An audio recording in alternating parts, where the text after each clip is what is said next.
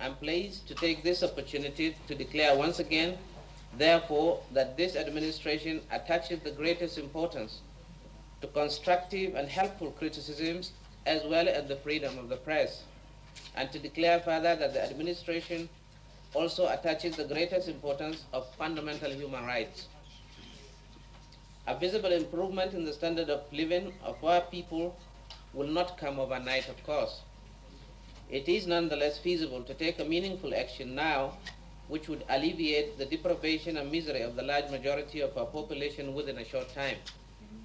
Thus, the administration will, in particular, take measures to check our galloping inflation and soaring unemployment. Part of these measures may require a review of our ongoing negotiations with the International Monetary Fund and our current debt servicing ratio. And I trust that we will be able to count on the goodwill of your countries and organizations on this issue.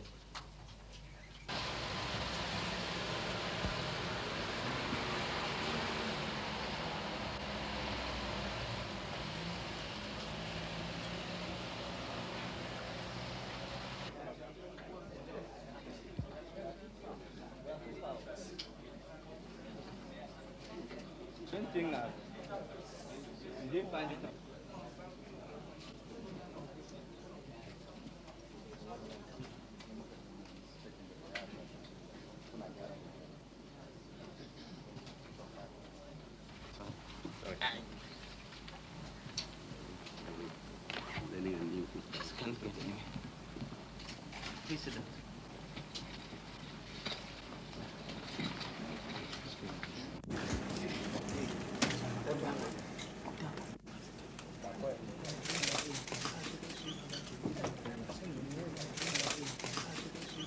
You are all aware of the circumstances which led to the change in the leadership of the government of this country, and I need not to repeat it here.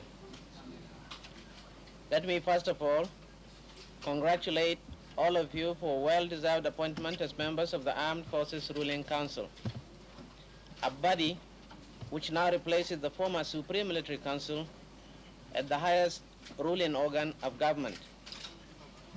Your selection was made on your personal merit and experience, and not because you represent sectional or particular geographical areas of the country.